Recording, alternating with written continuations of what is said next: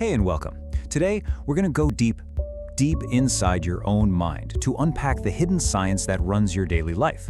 We're talking about your habits, so let's get right into it. You know that feeling, right? You're driving to work and poof, you suddenly realize you don't remember the last 5 minutes of the drive. Or maybe you find yourself in the kitchen grabbing a snack, but you weren't even hungry. It's like you're running a pre-written program. Well, get this, that's not a bug, it's actually a feature. Your brain is an efficiency machine, and it's designed to automate common tasks so it can save precious mental energy for the big stuff. So today, we're gonna pull back the curtain and look at the blueprint for that very autopilot system. And that blueprint, it's built on a surprisingly simple 3-part model. I mean, this single psychological loop is the engine behind every single habit you have. From something as small as brushing your teeth to something as constant as checking your phone. And it's called the habit loop. Just think of it as your brain's internal feedback system, for learning and then automating behaviors. It's a continuous cycle and it has 3 really distinct stages. Okay, so first up, there's the cue. This is the trigger. It could be a time of day, like 3 in the afternoon, or an emotion, like feeling stressed, or even a place, like your kitchen. The cue basically tells your brain, okay, time to launch the program. That program is the routine, the second step. This is the habit itself, grabbing the cookie, opening up social media, lacing up your running shoes. And finally, you get the reward. The cookie is delicious, the social media feed is a fun distraction, the run gives you that amazing endorphin rush. That reward is what tells your brain, hey, this whole loop, it's worth remembering, let's do it again. But, just understanding the psychological model, that's only the first piece of the puzzle. What's actually happening inside our brains that makes these loops so incredibly powerful, so automatic? Let's take a look at the neuroscience to find out. I mean, how does a conscious, deliberate choice, like deciding, okay, I'm gonna go for a jog today, eventually become this unconscious, automatic urge you feel every single morning? Well, this is where it gets really, really cool. The answer is all about how our brain cells talk to each other. There's this famous phrase in neuroscience that just perfectly sums up what's going on. Neurons that fire together, wire together. Every single time you perform a habit, specific pathways in your brain light up.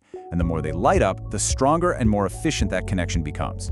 So this idea is known as Hebbian Theory. The best way to think about it, it's like forging a path in a really dense forest. The first time you walk it, it's hard, right? You're pushing branches out of the way, but the more you travel that exact same path, the more beaten down it gets and the easier it is to follow. Your brain does the exact same thing with its neural connections, physically strengthening the links between neurons that are consistently firing together. And this wiring process isn't random. It's not happening all over the place. Nope. It involves this very specific and pretty fascinating handoff of control from one part of your brain to another. It's the journey from conscious effort to automatic impulse. So, your brain basically has 2 different systems for behavior. At first, a new action is goal-directed. It's controlled by a part of your brain called the dorsomedial striatum, or DMS. This feels like effort, and you're really paying attention to the outcome. But with repetition, it shifts into a stimulus-response habit. This is run by a totally different area, the dorsolateral striatum, or DLS. And now the behavior is automatic, it's effortless, and, this is so important, it becomes insensitive to the outcome. That's why you might keep reaching for chips even after you're already full. In this slide shows that journey just perfectly. When you're just starting out, your goal-directed system, the DMS, is running the show. With repetition, you start to see this gradual handoff of control. And after enough practice, what scientists call overtraining, the habit system, the DLS takes over completely. The action is now officially on autopilot. Now, this all might sound a little deterministic, right? As if we're just puppets of our own brains. But here's the really good news. Our brains have also evolved an incredibly powerful override system. That DLS might be powerful, sure, but are we powerless against it? Can we actually break out of a habit once it's been deeply carved into our neural pathways? The answer is a huge, definitive yes. Not at all. So, say hello to the brain's executive control center, the part that lets you just snap out of it. It's a specific region of your prefrontal cortex that acts like a manual override switch for all those automatic habits. So what makes this one little region, the ventrolateral prefrontal cortex, or VLPFC, so special? Well, it's all about its location. It sits at this perfect neural intersection, linking 3 really critical networks.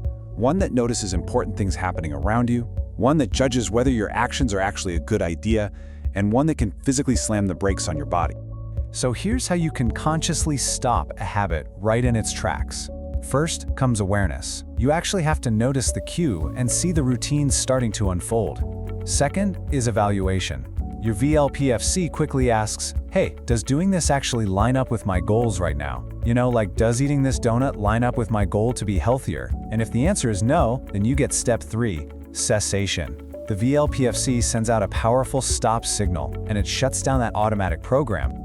So when you put all of this together, this brand new, really empowering picture starts to emerge. You're not just a passenger subject to your habits. You're actually the architect. All right, let's just quickly recap the key takeaways. First, every habit runs on that simple cue routine reward loop. Second, that loop gets physically wired into your brain because neurons that fire together wire together. Third, this whole process involves that handoff from your conscious, goal-directed system to your automatic habit system. And fourth, you always have an override switch in your prefrontal cortex. But the most important takeaway of all is that just understanding this system is the first and most critical step to mastering. Because knowledge really is power. When you understand the mechanics of the habit loop, the neural pathways that are being formed, and the override switch that you have at your disposal, you gain control.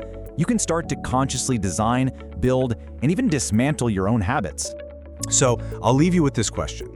You now have the user manual for a fundamental part of how your brain works. You know the blueprint for creating automatic behaviors.